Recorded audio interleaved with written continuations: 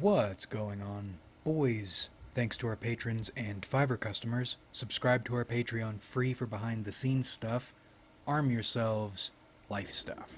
We have a few topics today. They are all magic related. I think there are three main ones. True evil isn't human.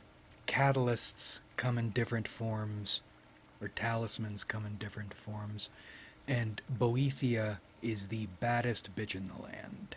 No particular order. Let's see what happens. But actually, before we do that, quick living situation update. I was hesitant when I first brought it up because I had a feeling things were going to be fine. And it seems like things are fine or have become fine. But nothing has been formally resolved. So I'm still on edge and will be taking measures. If I can keep everything stable, despite how I feel, I might have an emergency place to stay lined up that is not a shelter or car lifing, and I might be getting a substantial raise here soon that will make saving money a lot easier. My goal is to purchase a vehicle that looks like somebody should be living in it as soon as possible, because it seems like if you're cruising around and sleeping in a car, that's asking for trouble. But if you're cruising around and sleeping in a van that looks like people should be sleeping in it, that's still trouble, but you're less likely to run into it. And then, two, build up 6,000 don't touch dollars. I knew the renting slash landlord situation in this country is fucked up. When I had my last apartment, I had to put down an additional security deposit, making getting into a place cost low $4,000 for a piece of shit that doesn't even have laundry. But I didn't realize there's not a limit to how many additional deposits you can be asked to put down. It seems like the more you're in a position to need something desperately, the more able you are to be fucked, and the more you will be fucked. And then other people who are living in the same circumstances, wonder why you hate people so much. I hate you because the moment another person most needs your help is the moment you are most likely to fuck them. And I watched the pilot of The Sopranos, and I always thought that was a meme show. I've always been annoyed when people always... You can't get away from it. Now that I've watched the pilot, I think I might understand why people are so fascinated with that show, even though I don't understand the way people go about appreciating it. I went in thinking Tony Soprano was going to be this major asshole and I was going to hate him, but in the pilot, he's a better person than I am. Multiple times in that pilot, he tries to be a better person, tries to do good things, and he's not rewarded for it at all. Why should you try to be a good person when trying to do good, all that does for you is creates an opening for somebody else to attack you? I don't know if I'm going to watch the rest of the show, but that pilot was fascinating. Anyway, well, actually, that relates. I've been thinking about evil again recently. I think there's a difference between the human expression of evil and evil, true evil. Human evil is everywhere. Oftentimes it's celebrated, and for your experience, learning it and learning how to use it is necessary. But the highest expression of human evil can't touch true evil or supernatural evil. Because human evil, you can wrap your mind around, and it's evil within the human context. Burning people at the stake, burning them alive, is evil, but it's human evil. It's bad, but it's human bad. It is a human expression of badness understood in a human way. A person who commits human evil is doing it for human reasons, and it's understood to be bad for human reasons. You burn someone alive because you think they're a witch. You shouldn't burn them alive because burning people alive or getting burnt alive really hurts, and you shouldn't do that to another person, especially, well, let's say even if you can, Clockwork Orange, even if you can prove that someone is bad or evil, human evil, part of trying to be a good human is not punishing evil with evil. It's preventing that evil and then not inflicting it upon them. If you're trying to, or if you're chasing human good and fighting human evil, then part of that is reducing human evil, including your inflicting it upon people you think deserve it. Alex is exactly the sort of person you should not brainwash, specifically because he seems like the sort of person who would be perfect to commit brainwashing on. It's because he, of all people, would deserve something like this that you shouldn't do it if you're trying to be a moral person. Or if you need to take extreme measures, which sometimes you do, you don't inflict these cruel and unusual punishments. True evil is different. Supernatural evil is different because it is evil expressed outside the human context. It is evil outside human understanding. I watched a video the other night from N-Fuel, which is a good, unnerving type channel that gets straight to the point. And within all this weird, bad shit, unnerving on the human evil level, there was one story that stood out because it struck me as evil on the supernatural level. I think it was a Russian dude. He went into graveyards, found graves of dead little girls, dug them up, put makeup on them, dressed them up like dolls, and filled his home with them. These bodies he has desecrated and made to look like dolls. And one of the reasons that N-Fuel channel is interesting to me is because he pushes the boundaries. He showed pictures of these things, and it was really sickening and unnerving. And the dude who did all this, once he was caught, said he did it because he was sad these little girls died and he wanted to give them another life in a form he thought they would like. Someone in the comments of that video said that was sweet. I completely, totally disagree. And certainly the dude did it because he was sick, needs treatment and help, but that doesn't change the fact, to my eyes, to my instincts, this action is true evil. And on the first level, you can detect true evil because it hits your soul differently.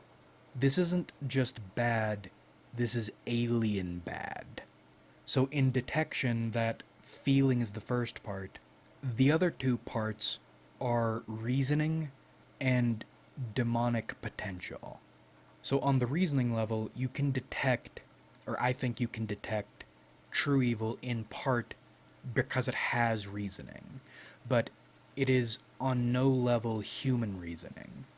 Now, the guy had an explanation, and it was a sick explanation, but there are two problems here even within that frame of reference.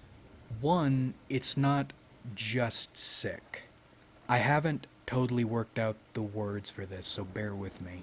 Yes, this is not healthy frame of mind reasoning on the base level, but also you're intruding on life and death. This feels like an invasion of soul. This isn't just incorrect in an inhumane and gruesome way. It is wrong on a level I don't have words for yet. And that takes us to the second part of what's wrong here, or the wrong part of reasoning. I don't think that's the only reason that this was the way he chose to express his mental illness. I'm sure he did what he did for his reasons. The fact that it's this specific, when you think about this, this is not the act, well, it is the act of a madman, but it's not chaotic, it's not illogical. It is following some kind of logic, but it's a sick alien logic that feels like it's particular enough to be ritual. This feels like a ritual catering to outer demons. And this was another thing I was thinking about. I don't think demons, the way we think about them, are outer demons. I think most quotes demons you as a standard person or even a spiritual person will encounter are actually expressions of the human shadow. Still terrifying, still powerful beyond your measure, but still, no matter how bad they are within the human context. We can understand these sorts of demons. And in fact, you want to go a step further, maybe they are here to teach you something roughly, to prod and terrify and torture you into understanding parts of your nature you will need later. We're probably going to talk about Boethia in this video, but in the Morrowind context, the good Daedra, they are demons, they are bad, but they are here to teach you the bad things you'll need to ascend to the height of your existence. They are they are fucked up, they're scary, they're bad, but they are within the perimeter. Supernatural expressions of human evil. They aren't devils, they are our devils. Contrasted against outer demons or outer devils, alien expressions of evil, which is what this sick, crazy guy was committing. Possessed by an alien, other consciousness to work toward evil outside our understanding, not within it. And that is true fear. Those rare instances you are exposed to the fact there exist evil entities outside your ability to understand them. Understand what they want, understand what they're working toward, understand what they're capable of. Realizing something with, for instance, the consciousness of a termite has power over the basics of your reality in a way you never will. And that gets us into the second part of, or the third part of detecting true evil. Potential for devilry. I don't have a comprehensive list for this either, but let's look at the components of this dude's ritual. Corpses, human corpses, are spiritually potent things. Take a jerry can, fill it up with gas, then pour all the gas out. If you take a match to that now empty can, it's still going to catch fire or even explode because fuel residually is still in there. Now, this isn't a perfect example or a perfect metaphor, but I think human cultures develop funerary rites for a reason. You have this thing that is either a vessel or a pile of resources that is no longer being managed by a consciousness. Until you've dealt with it, it remains dangerous. Either something can come through it, use it like a portal, or it can be mined for its potent resources. There was that really fucked up story of that person who, teenager I think it was, I don't remember which, I'm pretty sure I saw it on a YouTube channel, but went digging around in graveyards to steal human bones to use in rituals. That's another supernaturally evil thing. Now, I don't know why this is the case. Hopefully, we'll figure this out the more we investigate. But it feels like human bodies, when mistreated, disrespected, become portals for outer demons to come through. And I don't mean possessing them and walking around like a zombie or some stupid shit like that, but I mean taking hyper radioactive material and keeping it in your home. What do you think is going to happen? Are you going to be surprised when you get cancer? You have activated its demonic potential by disrespecting it or misusing it, and now it is putting off the worst vibes possible. And it's attracting things that want to get in.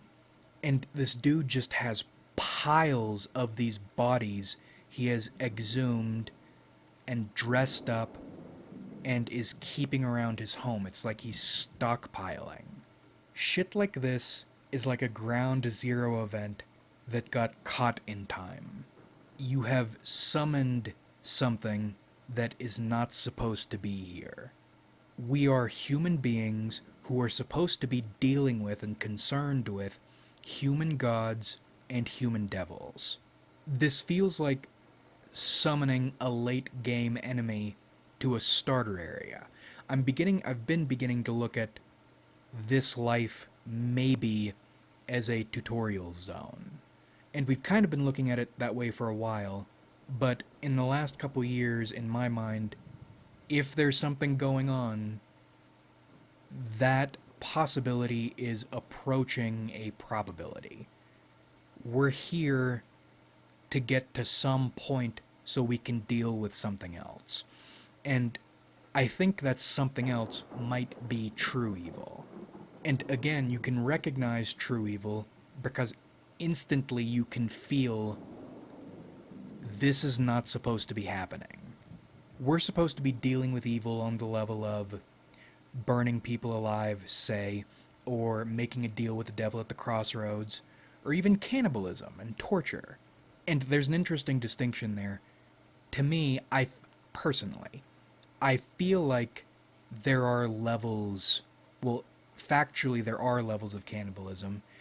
If you eat substances from your partner, say, that is technically, definitionally cannibalism, even though most people wouldn't consider it that way. But even on the spiritual level with cannibalism, I think there are differences. Like in Lord of War, Andre Baptiste Jr. eats his enemies' still beating hearts to give him supernatural power. And you know what? It probably does give him supernatural power, and that's human evil. Digging up long dead corpses to eat their livers is supernatural evil. And that's another thing. I haven't worked out why there feel to be differences, but there do seem to be differences. But when you step into that supernatural evil category, or are stepped into that supernatural evil category, because I don't know if a standard person would be able to access true evil that way. I think you have to be influenced somehow. But however you get there, once you've opened that door, you've opened a door not only are you not supposed to open, but you aren't supposed to be aware exists. We talk about shadow work, developing your shadow, accessing evil. Well, you are accessing evil, but you're accessing human evil, developing a relationship with it, learning how to use it. That is not supernatural evil. Supernatural evil is something completely different, alien to the darkest crevices of your soul. I don't think a person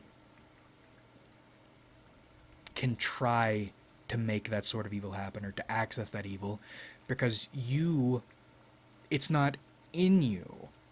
How can you figure out how to do something that is totally outside you, totally alien to everything you are?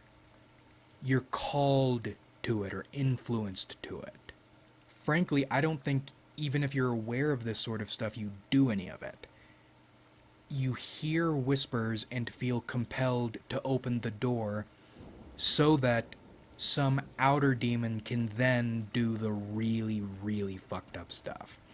When you encounter true evil, you might feel that evil, but you need to understand, I think anyway, that's not even the full force of it. That horrible reaction you're having, that terror, is a draft of what's actually waiting out there, wanting to come in. And I just stepped away to piss and had a realization. These beings are not seductive. They're not helpful. There's nothing you can learn from them. There's nothing you can gain from them. Our demons always have this weird positive aspect because they are of our tribe. Even if they do terrorize us and all this, they're here to teach us things. There is nothing for you in these outer demons. They operate like cordyceps in ants. You might serve them on your plane or in your context, but you aren't in control and you aren't growing. You have become a drone for something that's using you, but frankly, it probably doesn't even understand you. It understands you about as much as you understand it. It's using you solely because you are something it can use. See, one of our demons is concerned with you. Even, I think about it sometimes as this great octopus that reaches down and controls large numbers of people at a time to do the worst things a human can do to one another. Like Blood Diamond.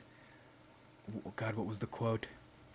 How can God forgive us for what we do to one another?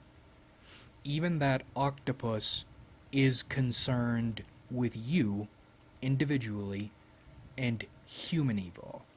These other things are not. And I think that explains the difference between reactions. Thinking about this terrible octopus and whatever the fuck this other thing is, or these other things are.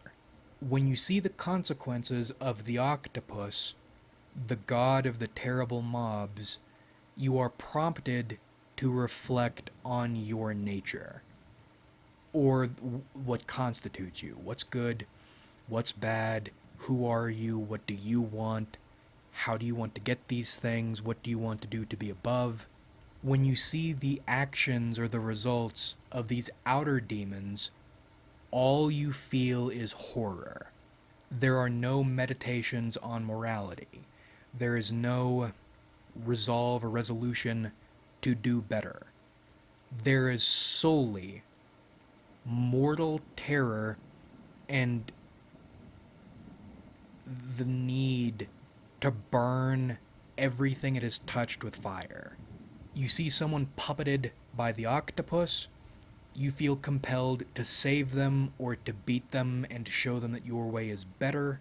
You see someone dig up dead little girls and dress them as dolls. You want to burn everything and everyone, everywhere that has had anything to do with that, and then try to pretend it doesn't exist. It never existed. Because basically you boil it all the way down, you don't have a frame of reference for that except other and bad. And the reason that makes me think maybe this entire life is a tutorial trying to get you up to the level of deities is because on some spiritual or instinctive level, we're aware these other things are the ultimate enemies, or enemies on a higher level. That's why all we can feel with them is fear and other. You've witnessed the shadowed outline alone of what's actually out there, what you're actually up against. And I'm rambling because when I don't have the words for something, I'll talk until those words arrive, and they haven't arrived yet. So maybe this is something we'll be concerned with for a long time. But anyway, I saw this at 3 in the morning. Similar situation to that one video we talked about a while back, actually. And I knew I wasn't going to be able to sleep. I haven't been sleeping a lot. Fuck everything. So I decided to clean the 308, the skull disassembler, both because it needs to be cleaned. I left it sitting out a little long and it got dusty, which means it's going to require a more thorough cleaning, which means it's going to require more of my focus, get my mind off it, and I find cleaning guns meditative. So it's 3 in the morning. I've slept 3 hours and probably 48 hours. I have a gun. I'm cleaning it. I'm talking to myself about demons. Really good, mentally healthy image. And as I'm cleaning my rifle, I share a tender moment with it. I'm rubbing it down with lubricant the way one might rub down a fat, delicious ass with coconut oil. This sensation is pleasant, but I'm feeling something more here. I might be feeling love. And I feel a lot better about my terror regarding outer demons. One of the things, sometimes I don't like letting myself get too comfortable. I imagine sometimes whenever it's middle of the night, I'm trying to relax, I'll imagine what happens if someone just opens my door right now and they have a knife snuck in. And that alone will usually be enough to put me in a suitably uncomfortable place. A place that allows me to feel a little more comfortable. Because comfortable isn't the word. Uncomfortable but safe versus comfortable but not safe. If I have to choose one, I'm going to prefer uncomfortable but safe. But here, while I'm oiling down my gun, I feel both comfortable and safe, even though really I'm not. So, what's going on here? A gun isn't going to protect you from outer demons. So why should I feel safe? And this one's disassembled. Why should I feel safe right now? And why is it whenever I have these horror moments, do I not reach for some sort of sacred icon, but I reach for my gun? And if you're thinking in a spiritual mindset, you would be thinking some sort of holy relic would serve you better, but no, a gun makes you feel a lot safer, even though it doesn't. So why is that? It's because it does make you safer. And that's because you believe in it. When someone has broken into your house to come kill you, which do you reach for? Your holy book or your brain vaporizer? Personally, I reach for the latter. And offhandedly, but I wanted to make a video about it, and I still do, I haven't thought this all the way through. Objects have their own feelings, and when you tune your mind correctly, you can pick up the feeling tone frequencies they put out. Objects have lives of their own. And I think you can develop relationships with your objects the way you develop a relationship with your shadow. I'm not imagining that I love my weapon. I'm not imagining that only my weapon understands me. I love my gun, and my gun loves me. And this love, this trust, this confidence translates into like a Zenkai boost of your spiritual power. Actually, I'm not a Dragon Ball fan. I think the Zenkai boost is the near-death one. Is it the Kaioken that multiplies power levels? That's what your gun is. Or that's what your catalyst is, whatever it might be. I imagine people have all sorts of different types of catalysts. objects that they have developed a relationship with, and now, beyond the material, into the spiritual, function symbiotically with. I won't be painting a wall with an outer demon's childhood memories, but I will be resisting it with the power of friendship and gunpowder lust. And again, this is another thing I don't totally understand, but I want you not to be conned when it comes to spiritual protection, or not to feel ashamed when it comes to spiritual protection. When you feel your soul be threatened by a terrible, otherworldly force, don't reach for what you think you're supposed to reach for, or what would make the most logical sense to reach for. Reach for what makes you feel equipped to confront it. I don't know how much good that actually does, but I feel a lot better. And I think that's a good indicator of what's going on. And I think this is something you should take seriously even if you don't feel it. As in, right now, talking about all this stuff, I feel silly talking about it. But it does not feel silly when you are confronted with it. So, just keep your shit in order. You will need it at some point. Now, 2 more topics. We were going to talk about Boethia. I also wanted to talk about fear a bit. We'll see if we can fit them in a way that makes everything click. Fear is a good emotion. It's a useful emotion practically. It's also a useful emotion spiritually. I think it's the most basic emotion. That's one of the reasons when people talk about fearlessness or being fearless or wanting to be brave and conquer your fear, I don't think you should conquer your fear. And I distrust anyone who tries to make you or says you should feel less afraid when you feel afraid.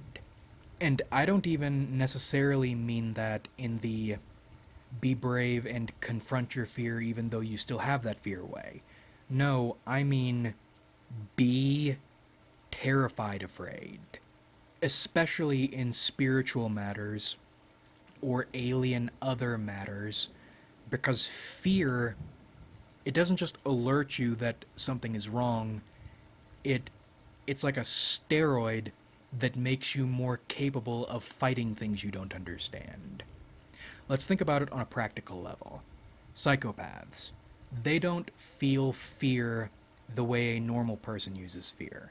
So you can't discourage them from committing harm when they feel compelled to commit harm the way you would discourage normal people, i.e., using fear. The only thing they understand is pain and the consequences of lethality. If you try to discourage them by reasoning with them, that's not going to do anything.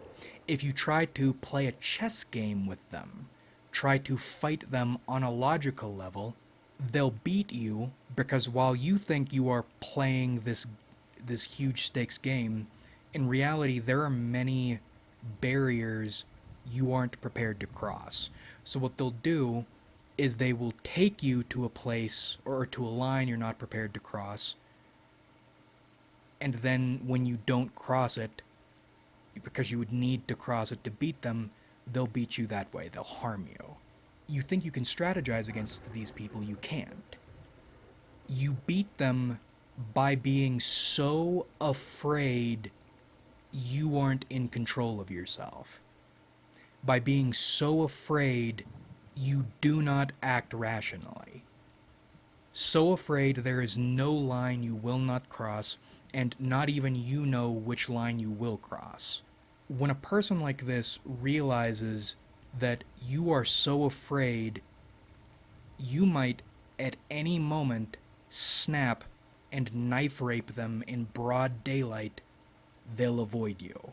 Not because they're afraid of you, not because they respect you. These people aren't people.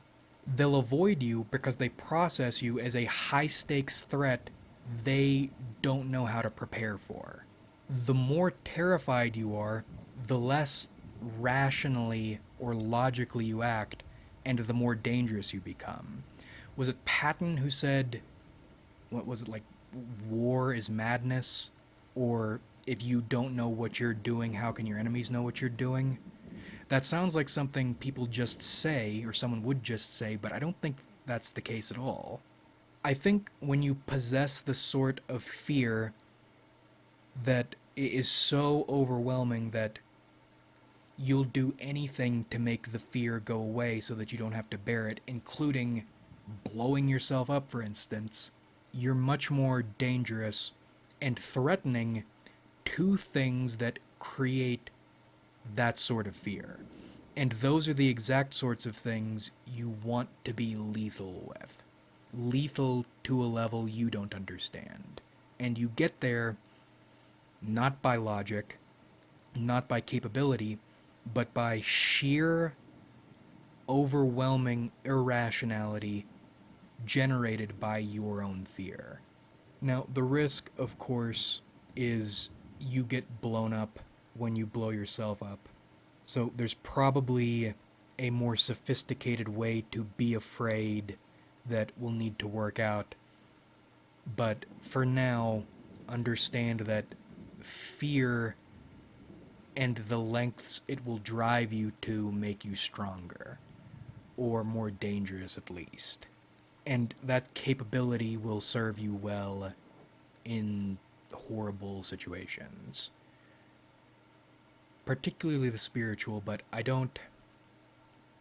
Again, I haven't worked this out completely yet. For now, just don't try not to be afraid. You must make a friend of horror. Because if horror isn't your friend, then it's an enemy. It's a true enemy. And I had a much larger discussion planned for Boethia, or at least a bunch more ideas. Video's running a little long. Maybe we'll do that another time. For now, the takeaway is I think part of the reason you develop your capacity for human evil is so when you are confronted with supernatural evil, you are better able to deal with it. I think human evil is a weapon, and we aim it at each other for target practice. So, when we go to battle with these much incomprehensibly worse things, we understand what we're doing. Or at least how to use our weapons effectively. That's why, or one of the reasons, Boethia is one of the good Daedra. And why none of the good Daedra are good in the way we think of good. They're evil, but they're good because they teach you which evils you need and how to use them.